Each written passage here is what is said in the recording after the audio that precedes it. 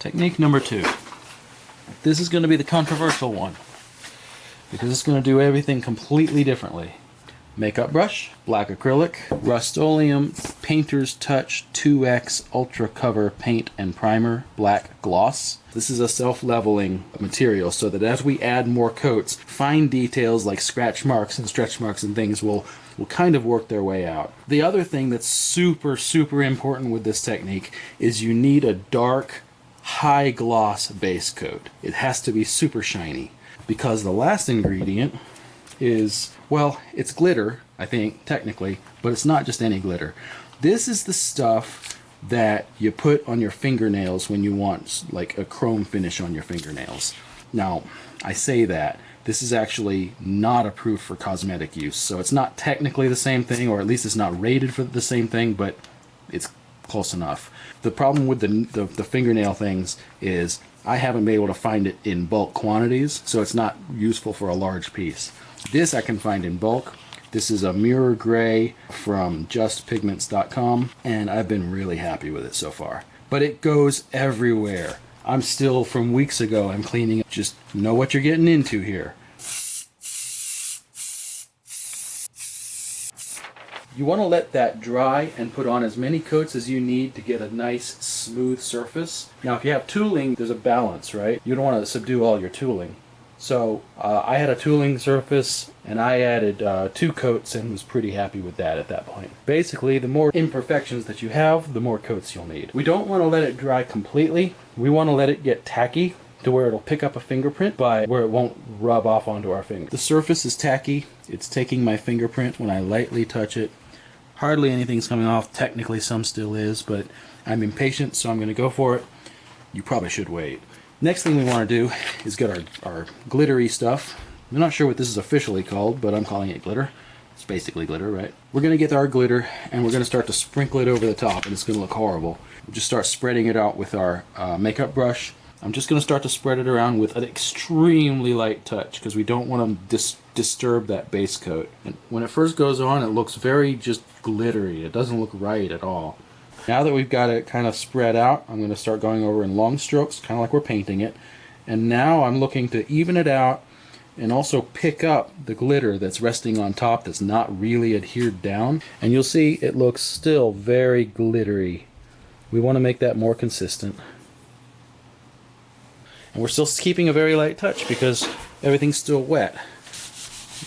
And these circular motions as well. Well, the idea of what we're doing here is we have glitter that's just sitting on the surface of this, and we don't want that. It's not going to adhere anyways. It's going to fall off. And by removing it, we get rid of the reflectance of like this look. We don't want that. And what we're left with behind that is a much more consistent, dare I say, almost metallic look. It's still pretty glittery. I think it actually looks good on camera, but in real life it's still very like almost pebbly looking. To help deal with that, and also to tone down the silver color because it's so bright, Fiebings Antique Finish. Usually with an antique, what you do is you put it in your little crevices and stuff, and then you wipe it away with like a straight edge on your towel. That way you leave it in the crevices. That's not what we're after here.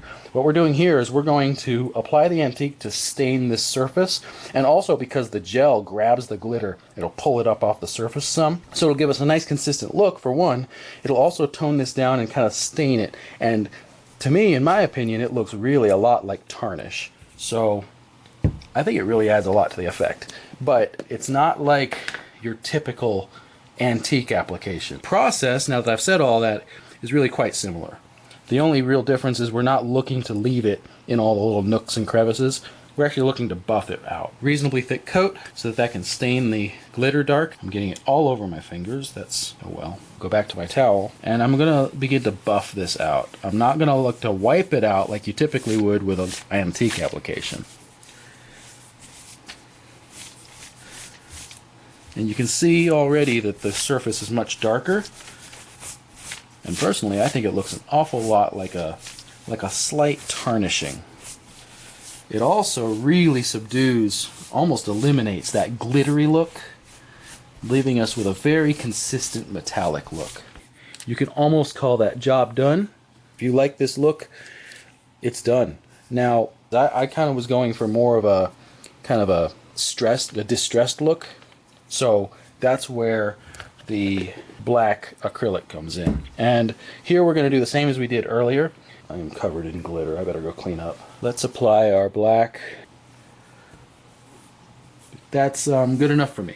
Brown splotchy look over the top. It's starting to get not shiny. Kind of bring back some of that shine, because if you look at the way silver, when it tarnishes over time, that tarnish still has a good bit of reflectivity in it. It's like a darker reflection is all. So I want to make that shine a little bit, make it a dark reflection. And that is where our rub and buff comes in. This should all be pretty familiar by now. Very lightly, because it doesn't take very much. Another thing I discovered with tooling is you can use the rub and buff on the edges of the tooling, just like a dry brushing, and it looks so cool. With an antique behind that, it really makes it stand out. But it rubs off easily, so you'll need that top coat. I think again a microfiber cloth would have worked better here. That's the end of this piece.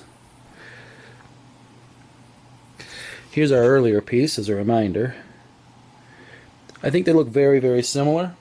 I think the new one with the glitter is subtly better, but that's a matter of opinion. The reason I think that is because I think it's a little bit shinier, a little bit more reflective. Neither one's super reflective, but at an oblique angle you can, well, hopefully you can kind of see, well, I guess you'll have to take my word for it. It doesn't show on camera, but they are a little bit reflective, but neither one is a mirror finish, but the new one is slightly more reflective, and it came out less streaky. But there's also a little bit of the glitter showing through on the new one, which you may not care for. The Angelus-based one is not as sparkly. So those are two approaches that give similar but slightly different results.